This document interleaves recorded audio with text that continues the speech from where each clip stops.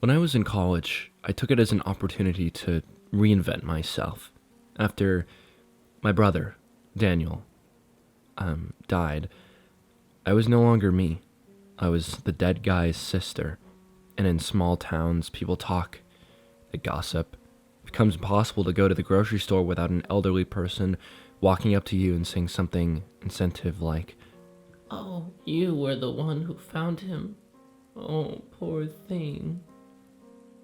My first chance I had, I applied for a scholarship, as far away as I could get. My parents didn't have a bunch of money for out-of-state tuition, but they helped me where they could. And I would have done anything to earn some extra cash. Local dog walking, food delivery, babysitting 5 screaming kids at once. That's why, when the opportunity came to host my school's late-night radio show, I jumped on it. I could make the same amount of money for all my odd jobs for a fraction of the work. The shift was easy, 11 p.m. to 4 a.m. The show had easy listening songs already queued up. I just had to take any calls that came through on our Open Ears segment. People would call in, ask for advice, but mostly just needed some venting space. When my new boss, Tom, explained this to me, I was anxious. "I don't know if I'm the best, advice giver," I had told him. "Oh, don't worry. People just want someone to listen.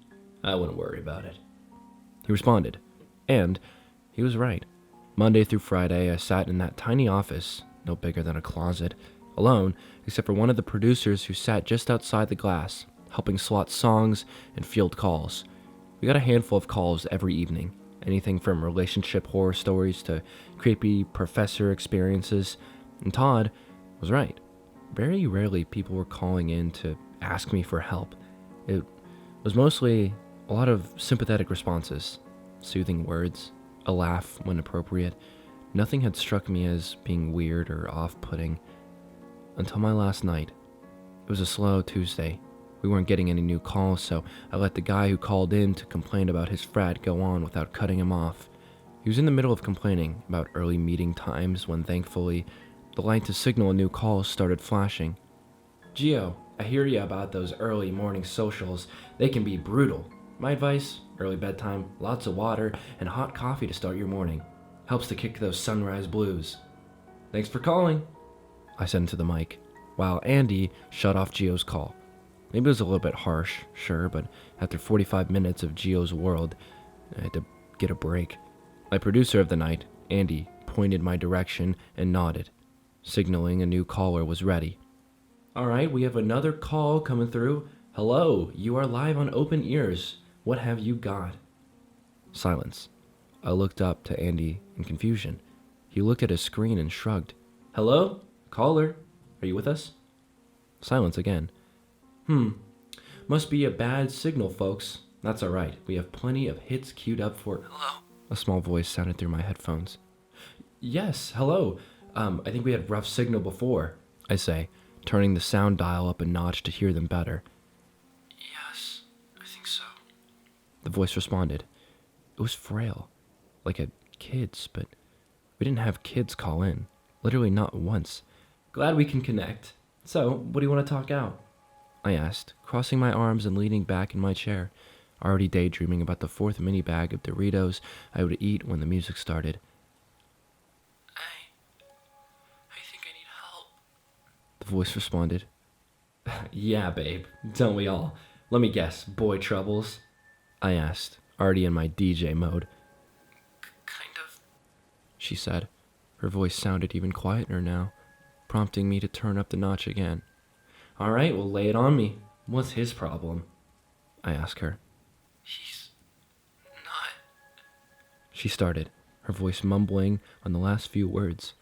I sighed, turned up the volume again, and held my headphones closer to my ears. "He's what?" I prompted. "He's not breathing," she whispered.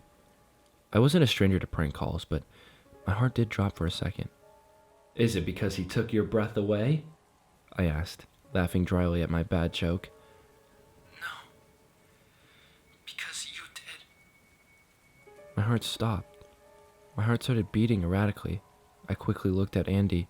He had his headphones around his neck while he chatted cheerfully on the phone. I knew I was on my own. Oh, well, this is a nice prank call, but our Halloween cast isn't for a few more weeks. You're too early, I said in a much cooler tone than I felt. I'm too early? The voice taunted. Or is it that you were too late? I tried waving my arms to get Andy's attention, but he wasn't paying attention to me. Todd was insistent that we never disconnected an engaging call, and I could see the listener count going up as the call went on, so I decided to suck it up, hang on a bit longer to make my boss happy. I sighed heavily into the mic, rubbing my eyes with the back of my hands. Okay, enlighten me, caller. What was I too late to? I asked in a monotone voice. I heard a gurgled whisper.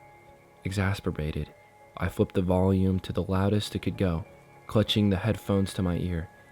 Caller, what was I too late to? The small voice screamed into my ears. Daniel! The shock of volume had me yelp in surprise, twisting the notches down just as the frequency began to vibrate in my ears with the most horrible sounds I've ever heard.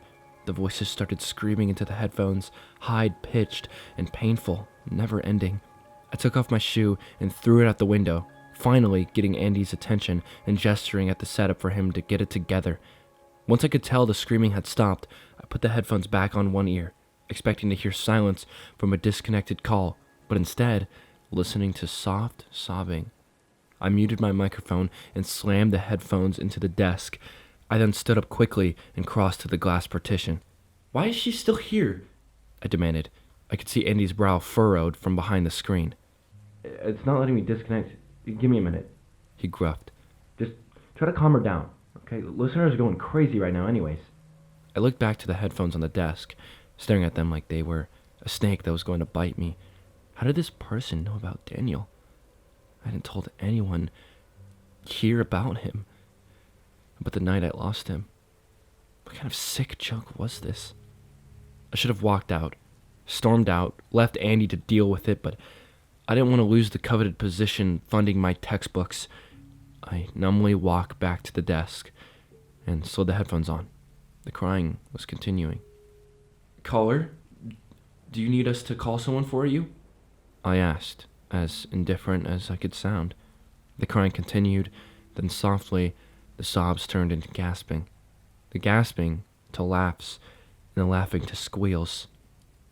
No, but I can call someone for you? I heard a dial tone, then 3 numbers pressed. Ringing began. I had hoped the call had hung up. 911, what's your emergency? Hello? Hello, please, I need help. He's not breathing. Oh my god. Ma'am, where are you located? My brother, I think he's hurt. Oh my god, no. My hands began to shake as I listened to the 911 call I made 5 years ago, when I discovered Daniel in his room. I began to scream incoherent sentences to Andy, demanding him to turn off the call. Please hurry. Please hurry. Please, Daniel. Daniel, please. Please. Hang on. Please don't leave me, Daniel. I listened to myself cry, scream. It's like I could feel the tears in my face again. The feeling paralyzed me into place. It was then I realized that the crying from earlier was also my own sobs from that night. The screaming for my big brother's life was echoed back to my own ears. I closed my eyes.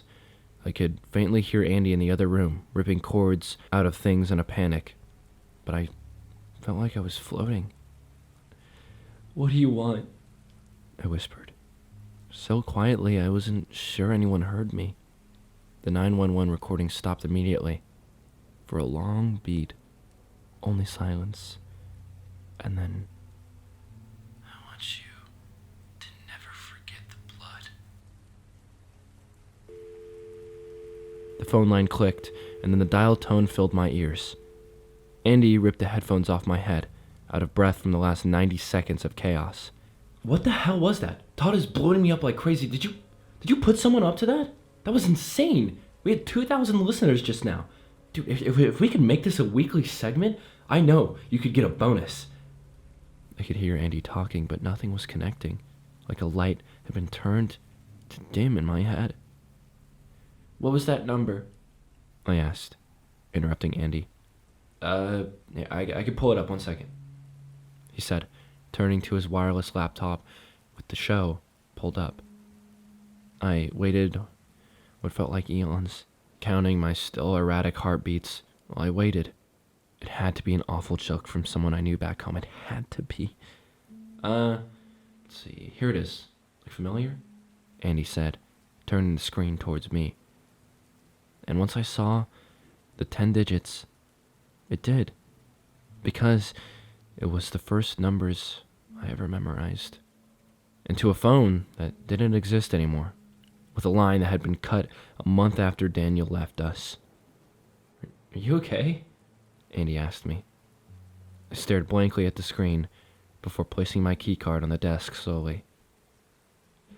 "Tell Todd that I quit," I said before walking out of the office.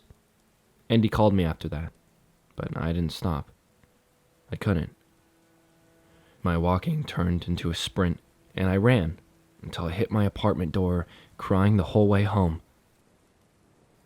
I never found out who made that call, but they got what they wanted. I would never forget the blood